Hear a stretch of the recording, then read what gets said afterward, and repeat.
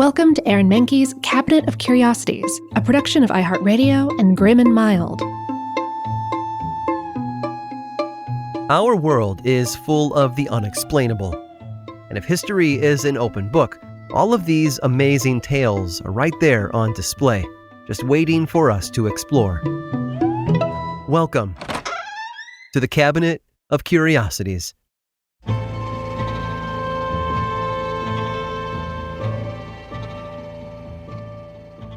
Space is infinite. There is so much we don't know about the countless stars and galaxies that surround our tiny rock of a planet. And yet we continue to explore. We send rockets and satellites and other technologies out into the unknown, hoping for a little insight into the endless void around us. But in 1958, a Soviet scientist noticed something peculiar on one specific rock, one we've been looking at for millennia. And his alleged discovery, if proven true, was on track to change the course of history forever. His name was Nikolai Kozyrev, an astrophysicist who made a name for himself in the 1930s as one of the co-founders of theoretical astrophysics. And it was early November of 1958 when Nikolai observed the surface of the moon. And that's when he spotted a red cloud of gas pluming from the middle of the crater Alphonsus. He believed what he had witnessed was an active volcano on the moon. Now, Nikolai was hardly the first person to spot what he thought were volcanoes on the moon. Dating all the way back to the 1600s, a British chemist named Robert Hooke conducted extensive research on space and also deduced that the craters of the moon had been the result of volcanic activity.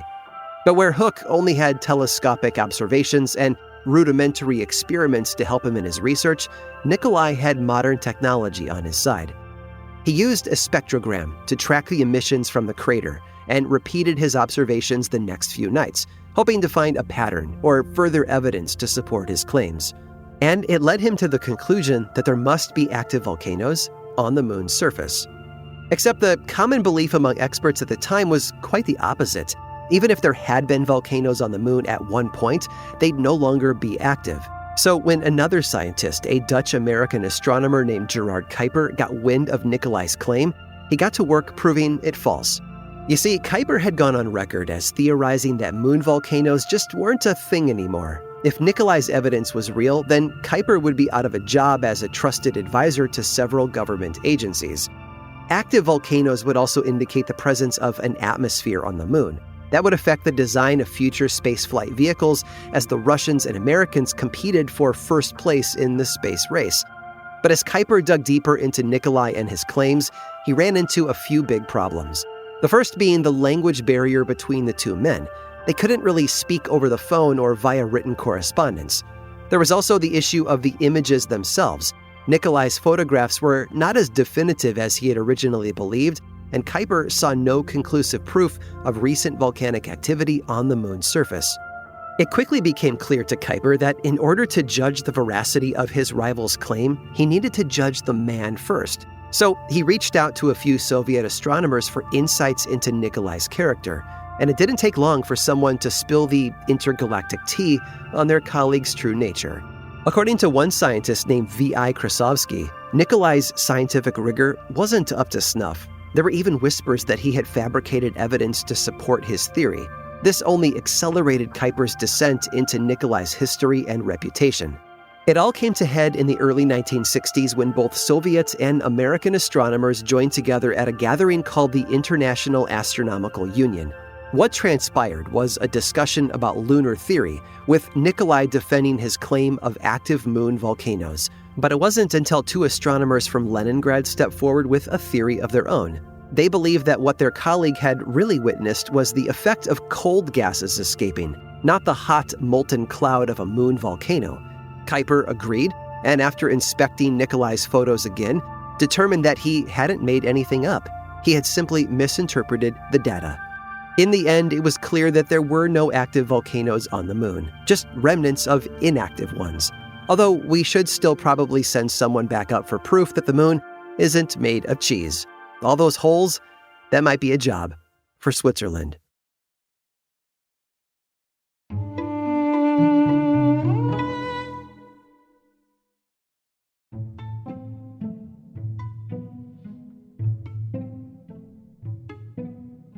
When we talk about the French Revolution, we're usually referring to the civilian rebellion that ended in the 1790s. That's the one with the storming of the Bastille and the execution of Marie Antoinette, which led directly to the Reign of Terror and the rise of Napoleon Bonaparte.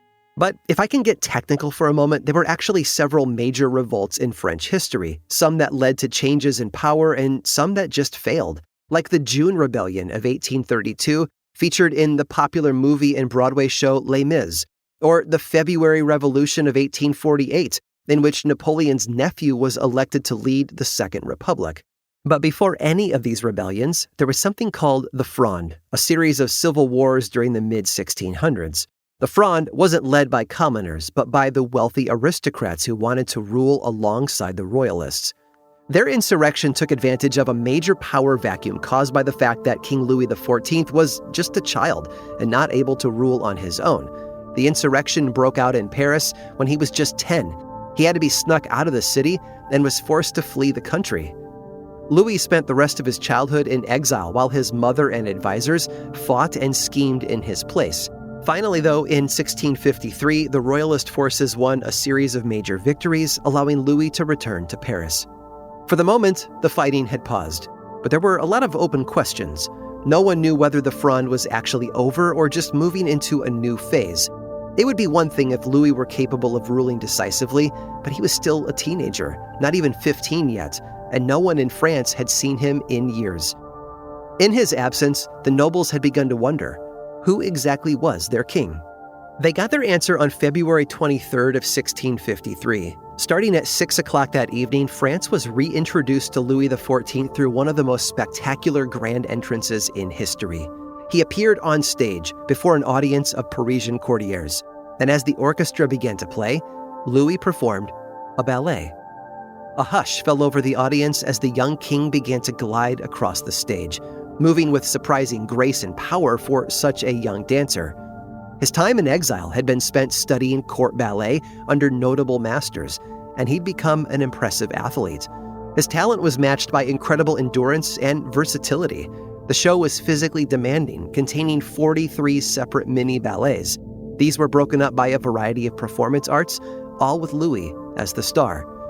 He sang, performed poetry readings, and acted in dramatic scenes, brought to life through elaborate costumes and groundbreaking special effects. The plot was a clear allegory for the country's recent upheaval, featuring witches, werewolves, and goddesses. Louis performed 6 different roles, culminating in his performance as the sun god Apollo.